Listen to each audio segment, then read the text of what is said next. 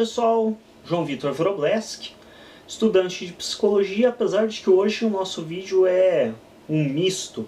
Pega um tanto de psicologia, mas é mais direcionado à filosofia. A gente vai falar hoje um pouco sobre o mito de que ler desenvolve o nível intelectual. Então quem não ouviu essa afirmação, não é? De que a leitura gera um nível intelectual maior, ou que a leitura torna alguém mais inteligente. E aí a gente vê situações como aquelas clássicas, em que você entra no escritório de qualquer empresário, de qualquer pessoa que tem um certo status social, e aí você vê aquela prateleira linda, cheia de livros, né? É Platão, Aristóteles, Nietzsche. Aí você pergunta para o sujeito, o que você acha das ideias platônicas, do mundo das ideias, a questão do mundo material ser imperfeito? O sujeito olha com aquela cara, de que planeta que você veio? Porque o cara não faz ideia do que Platão diz.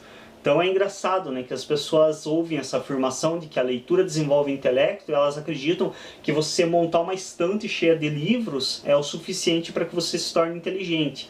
E aí acontece aquela situação de o livro, você pega a capa dele, está quase podre de tão velho que é o livro, aí você abre ele no meio, as páginas estão brancas, que nunca foram folhadas na vida.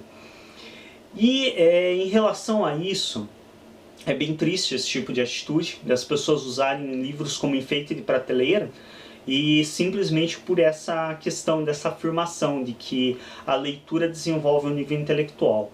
E aí nós nos perguntamos, e aí, realmente a leitura desenvolve um nível intelectual ou não? Bom, depende. Sempre as coisas dependem na vida, né?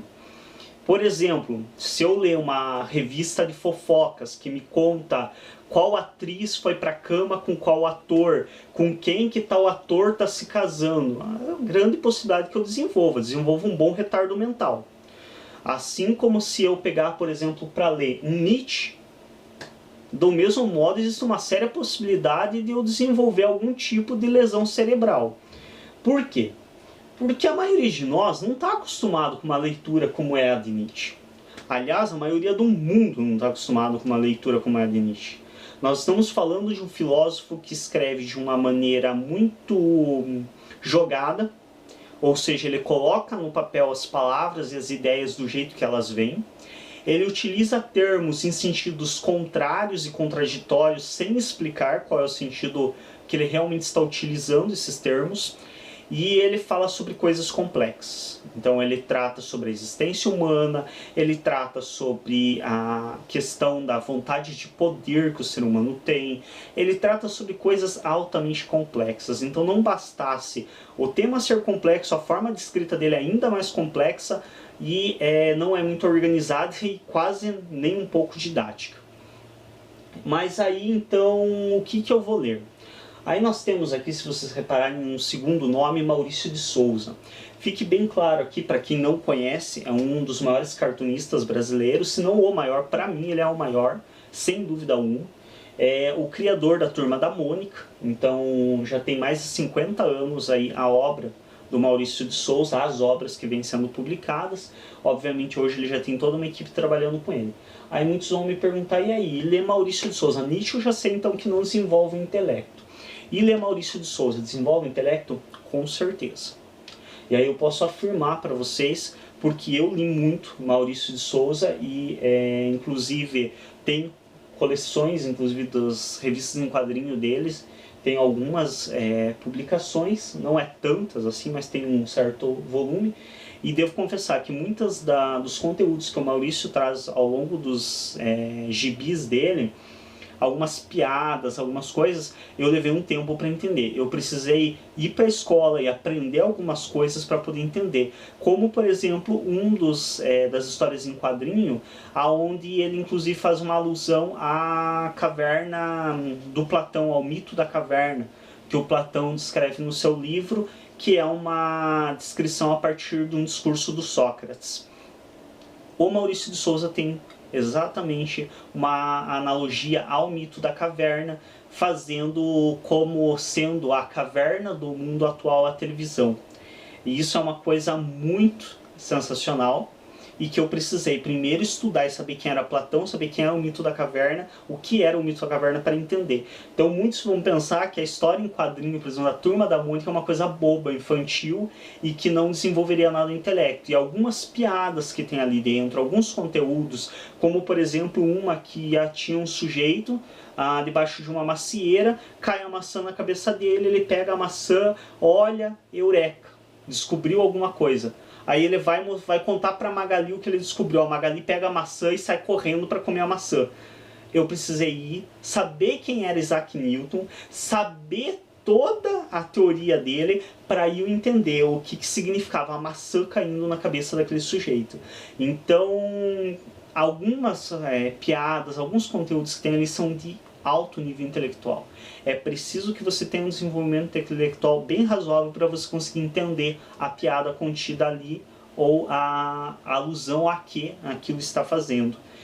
E aí você vai me perguntar, tá, e se eu ficar lendo Maurício de Souza pro resto da minha vida, eu vou conseguir desenvolver meu nível intelectual? Olha, você vai conseguir fazer as coisas necessárias do teu dia. Eu costumo brincar, e isso já não é de minha origem a ideia, mas eu já ouvi isso de um professor meu, ele costumava comparar o cérebro humano a qualquer outro músculo do corpo. Então ele costumava dizer que o cérebro é músculo, toda a carne do nosso corpo é músculo. Então assim como bíceps, tríceps, como todos os músculos do nosso corpo, o cérebro não é diferente. Se eu exercitar, ele se desenvolve. Se eu não exercitar, ele atrofia. Se eu exercitar em excesso, há um risco de lesão ou de não efeito. Por exemplo, se usarmos essa analogia ao pé da letra, e eu, por exemplo, for em uma academia, com essa minha grande musculatura que eu tenho, o que acontece se eu chegar numa academia e quiser, por exemplo, começar minha musculação erguendo um halter de 50 quilos? Ou eu nem vou erguer, ou provavelmente eu vou erguer e vou sair de lá com, no mínimo, uma lesão, uma distensão muscular. No episódio mais grave, talvez uma fratura exposta, conforme o jeito que esse halter cai em cima de mim na hora que eu tentar erguer ele. Então, não é tão diferente o cérebro. Se você for direto para uma leitura de Nietzsche, por exemplo, para quem nunca leu algo pesado, para quem não é acostumado com esse tipo de leitura, a chance é que ou você nem entenda, ou então você simplesmente desenvolva algum distúrbio. E não é brincadeira. Existem alguns casos, sim, de pessoas ao decorrer aí da história que estudaram em excesso, leram muito material que mexeu demais com elas e acabaram desenvolvendo problemas psíquicos. Obviamente que essas pessoas também já talvez tivessem predisposição, tem outros fatores envolvidos. Mas não elimina o fato de que, no mínimo, você não vai entender nada se você tentar ler um Nietzsche, Assim Falava Zaratustra, por exemplo, logo de cara. Mas, do mesmo modo, se eu chegar na academia e pegar um peso de 1 kg e começar a fazer musculação, o que vai acontecer? A chance é que aí, ao decorrer de um mês, eu consiga ganhar alguma massa muscular. Isso vai ser o suficiente para me erguer um saco de cimento em cima de um caminhão? Não. Vai ser o suficiente para mim talvez abrir um pote de compota, para mim arredar um móvel na minha casa, então vai ser o suficiente para coisas usuais do dia a dia. Mesma coisa se eu ler o Maurício de Souza, se eu ler algumas leituras leves. Vai ser o suficiente para mim me virar no meu dia a dia, para conseguir ler uma informação, para conseguir ler as placas de trânsito. Agora, eu vou desenvolver um nível de leitura alto? Não. Porém, é o princípio. Então, se eu vou na academia e faço musculação no primeiro mês com peso de 1 kg, no segundo mês eu faço com peso de 2 kg, no terceiro mês de 3 kg e assim por diante, talvez depois de um ano de academia eu esteja erguendo um halter de 50 kg com uma certa tranquilidade e sem lesionar nenhum músculo do meu corpo. Do mesmo modo, se eu ler o Maurício de Souza para começar, que é uma leitura que, além de ter algumas informações que te fazem pensar, ele também é uma leitura cativante. Aí eu passo, aqui claro que eu estou usando exemplos como só mesmo para deixar a situação mais palpável, mas no lugar de Maurício de Souza pode ser qualquer outra leitura, pode ser até um jornal, pode ser com as notícias do dia, pode ser até uma revista que tem algum conteúdo. que não é tão comum assim, mas pode ser uma revista, por exemplo, que tem alguma reportagem interessante. Existem algumas revistas que têm reportagens, por exemplo, sobre povos antigos, sobre coisas que são realmente que te fazem pensar e que têm informações interessantes. Então pode ser qualquer leitura leve.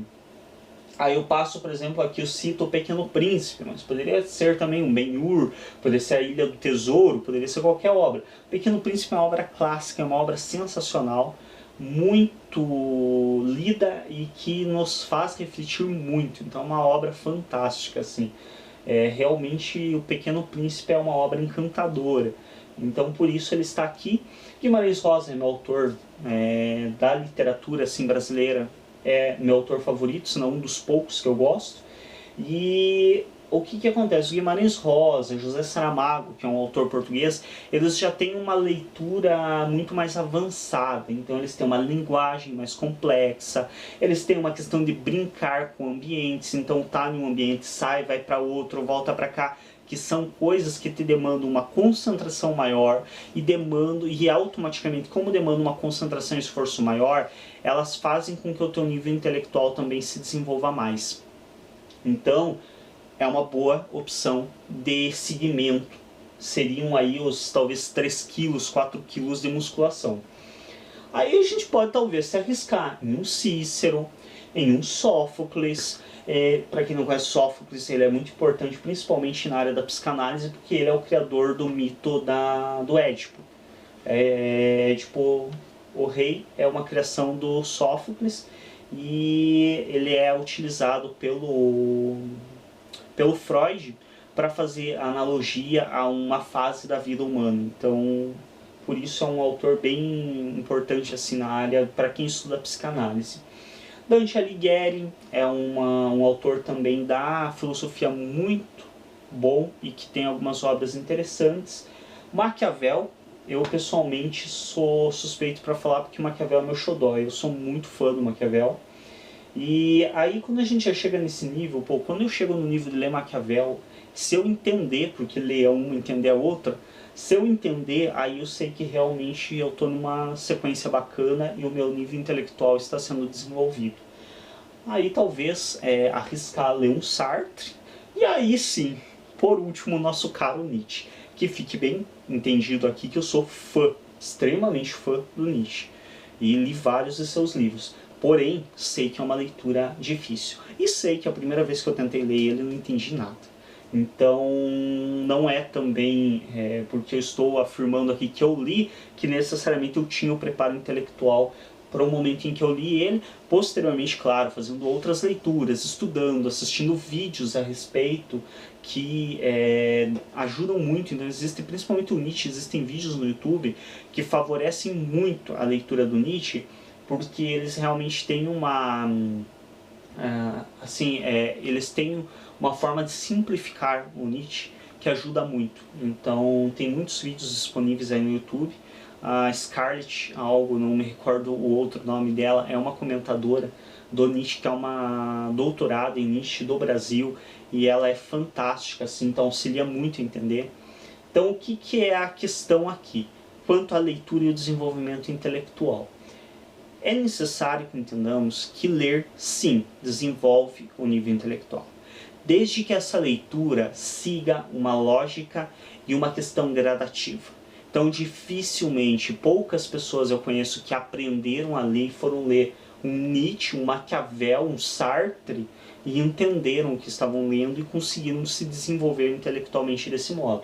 Então se você pega uma leitura como essa, de Maquiavel, de Sartre, de Nietzsche, ou de Platão, Aristóteles, e você lê e você não entende nada, não se assuste. Não é que o cara que está ali é impossível de ser compreendido. A questão é que talvez você não tenha o preparo para compreender. Assim como erguer um saco de cimento não é impossível.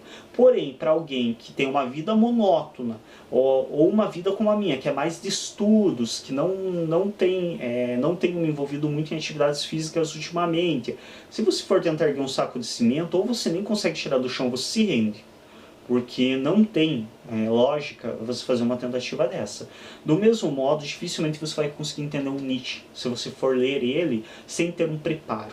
Mas assim como se eu fizer frequentar uma academia por algum tempo, fazendo musculação, talvez depois de 6 meses, 1 ano eu consiga erguer um saco de cimento e colocar onde eu quero. Do mesmo modo, se você seguir uma sequência de leituras da mais fácil para mais complexa, provavelmente, futuramente você vai conseguir ler um Nietzsche, você vai conseguir ler um Sartre, você vai conseguir ler bons autores da área de filosofia que são tidos como com um nível de complexidade grande. Um Kant, por exemplo, que falar, ler um Kant realmente é uma leitura mais do que complexa. Ou tantos outros. Filósofos complexos é que não nos faltam na história da humanidade. Mas o importante é entendermos que essas leituras elas não são impossíveis. Elas simplesmente demandam um preparo. Assim como para você erguer um grande peso demanda um preparo muscular, para você também fazer uma leitura densa demanda um preparo mental e um preparo cerebral mesmo.